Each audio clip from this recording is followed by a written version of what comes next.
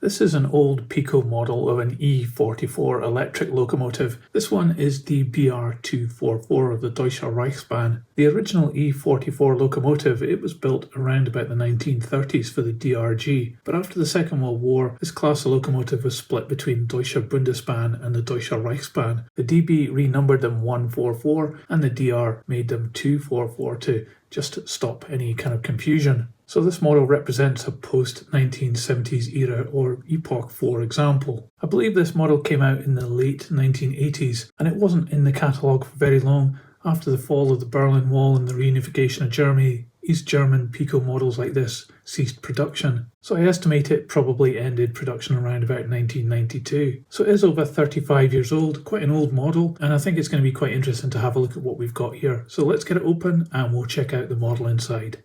Well, I'm really happy to see that it is looking in absolutely perfect condition and there's no damage as well, so that's a great start. So let's check out this model a bit closer up. So the character of this electric locomotive certainly shines through at the front here because we've got loads of grills moulded into the main piece of plastic. It's moulded in green and it looks like we have the roof as part of that moulding, which has been masked off and painted in silver.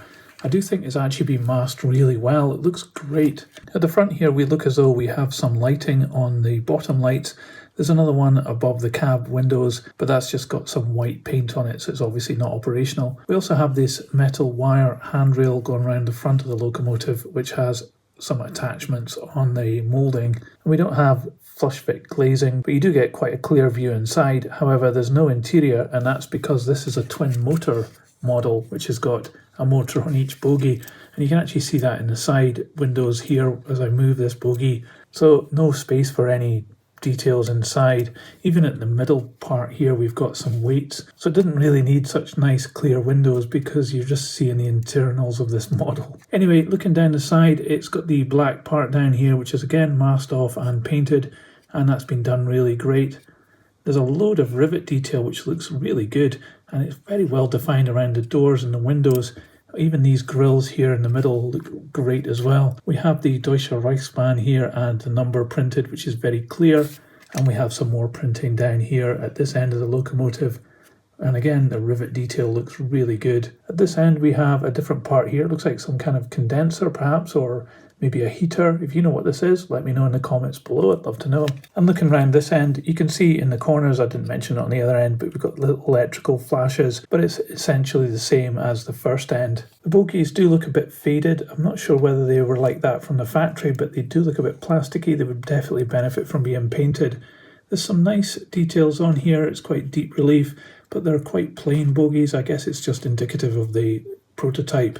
We have the buffers hanging out the front here. They stick out quite far and there's a bit of space between it and the body as well. And we have Piko's normal metal couplings here. These move side to side on these little springs.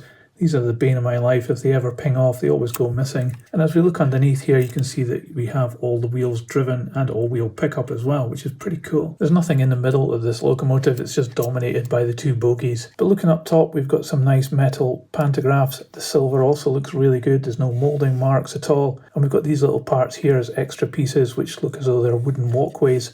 We've also got this wire here running between the two pantographs, which has got the insulators. It looks as though maybe we should have had another piece of wire between these three insulators, and that's just disappeared unfortunately. So I was wrong about this having no damage whatsoever, but it certainly looks pretty good and all the insulators are there.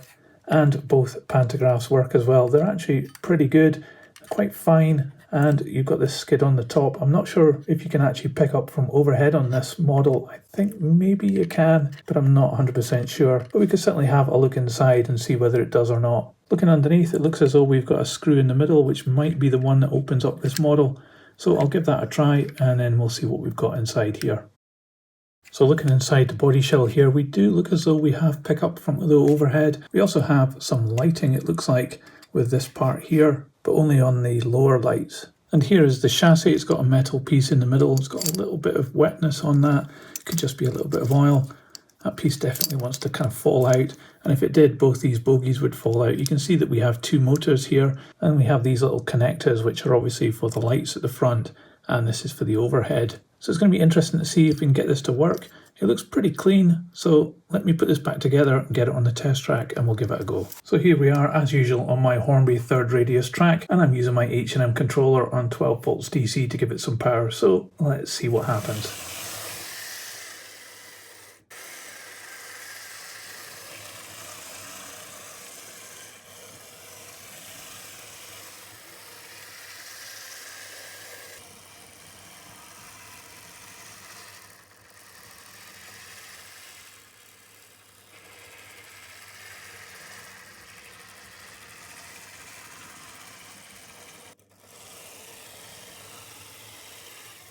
Well, absolutely no problems there at all. I guess having two motors on this really helps. It crawls along really slowly and it had no problems at all. As soon as I put it on the track, it just started and went.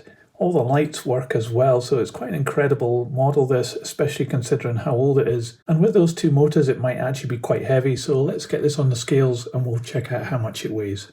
So this model comes in at 264 grams. When it comes to old Piko stuff, you kind of have to take a bit of a gamble sometimes because it can actually be absolutely terrible, but other times like this model, it can actually be really good. This E44 with its two motors seems over-engineered, however it'll have massive pulling power and it seems to perform absolutely perfectly too.